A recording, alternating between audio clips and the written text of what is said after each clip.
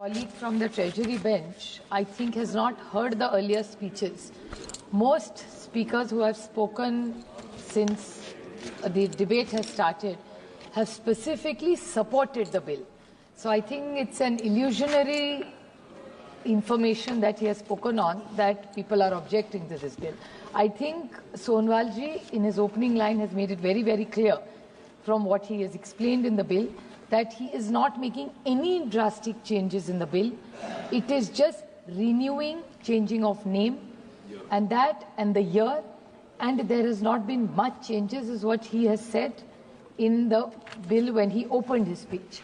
So my colleague and friend Nishikant Dubey ji was under an illusion that the entire opposition is in a very combative mode against this bill. Let me with full humility say that the entire opposition with full humility has always in support of this bill, because we understand that this is not some great policy change that they have done in this. Well, was there opportunity to do it? Of course there is. There is always an opportunity to improve. But I would like to ask specific questions, since it came from the Treasury bench, that they have said they have made it far more transparent than it was. I would like to ask the Honourable Minister in his reply to explain to us the comparison of earlier it wasn't transparent and today it is transparent. Like a small example they gave, that if it's one of the countries you don't want to work with or you don't have trade with, and the goods from that country come to our country, the country of origin would always be known, and then we can take a decision. So since this is a very serious policy comment that has come from the Treasury bench, I would seek a clarification from the Honourable Minister of what is the status before and what it is today. Well, in this maritime trade that we are talking and maritime commerce, well, India in this entire global trade, we have a large seashore. And from the state where you come from, Tamil Nadu, where I come from, Plain Chandraji comes from, we have a big coast. And we have been, over the years, we have all tried to develop all our ports to generate more trade and more jobs for all our people. Well, given the economy of the country today, the rupee where it stands today, imports is something that this government should be very, very concerned about. As long as we are exporting, we are in a very good position. But I'm not sure what really levels of trade are we doing right now.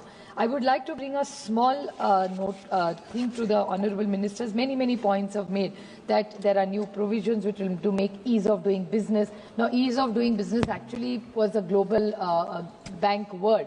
That ease of business has even stopped. So their government is still using it selectively. When it suits us, they say it's ease of doing business, we have done better, and there are some days they say, oh, it doesn't even matter whether we are a part of ease of doing business. But I would like to ask that, is there an appeal authority? Suppose now they have made this change, what he's saying is being very transparent. Any bill when you bring in, there have to be checks and balances, sir. I want to ask, because there is a comment in the statement of objectives, number 3 point, they said the new provision is proposed to be incorporated to empower the central government to issue directions to carry out provision of proposed legislation. What Mr. Dubey said about minor and major ports, I agree with him completely. These are two completely different projects of state and country, cooperative federalism, nobody interferes in each other. But when you go into international waters, clearly central government takes over. I mean, every government is aware of that. And in cooperative federalism, I want to understand how have you empowered yourself further? So what is the difference? Because in your opening, there was not much of difference brought in. So how are you empowering yourself? Then what worries me is most decisions this government has taken has actually stopped cooperative federalism, like from universities. In the education university, so much control from this government has started interfering into the states. So my first concern is that are you taking away power again under some surreptitious way from the states? So that's my concern. And I would like to ask the Honourable Minister one question, that in this you have said that there's an appealing authority. Now, in this appealing authority, who will be this appealing authority, because of the specific word that they are empowering themselves? So now, suppose I will give you an example which has come in the newspaper, sir, I can authenticate it. There was a company which from Visakhapatnam, which was importing shrimp feed from Brazil. So it was coming from Brazil into India. It came to Visakhapatnam, it landed with all the proper papers, and this has come in the newspaper, I can easily authenticate it. And Interpol told the government that there were drugs on this ship. Now, the authority obviously seized it. After seizing, the company got a notice. For 9 months, this which is an Indian company, was battling the Brazilian company and the Indian company. Both companies were willing to go through any tests, they had opened their offices completely, and they had denied everything and were willing to open any inquiry. After full 9 months, the government realized and gave them a clean chit. Now it's international company in Brazil, an Indian company importing shrimp, what is it called? Shrimp feed.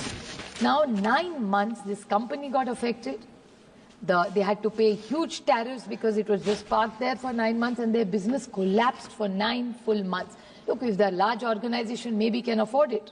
But small businesses who are trying to make India proud, Atmanirbhar Bharat, we're trying to do so many things to work betterment with other countries. What intervention will your government do in a time-bound manner? 9 months is a long period for that company.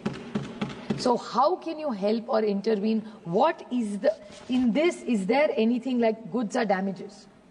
When goods get damaged, who will take ownership of it? Government is going to put their hands up and said, oh, the Interpol has told us, so we can't do anything about it. So can we have a time-bound manner? Can we have, there's so much technology available now. So can we have a quasi-judicial system here in a time-bound manner so that anybody who has such challenges, it could even be real. Like Mr. Dubey said, so many drugs are coming into India. My God, it's actually alarming. And I think this whole House should together do something for this fight against drugs unanimously. So what would you do? Because most drugs are not made in India, they're imported. So what are you doing in this bill to stop any drugs entering from India? I think that's what we expect from this Honorable Minister. So can you tell us, or even these things that are happening in the dark net? Mr. Dubey said that the e-billing is not something that is practical or it's been done. My question to the government is so much, which even Mr. Premchandran said, with so much technology coming in, which you can call it a disruption or you can call it to help us. What technology, could have we not used more technology in this leading bill? So can you specifically tell us how you're going to protect the Indian businessmen in this? Because this bill has to be for our Indian people. So I urge you to seriously consider, if required, you can take all this feedback, strengthen the bill. We support it even in the case it is. But we hope that you will protect every Indian businessman because he or she or that company is India's pride. Like you said, you are proud about India. We are proud about every enterprising businessman in India who's trying to create and generate wealth and opportunity for Indians. So I hope in this entire international game, no Indian gets compromised in the future, and you will take up ownership and lead from the front for the Indian businessmen who are helping maritime commerce. Thank you. Thank you. Sri Anil Desai.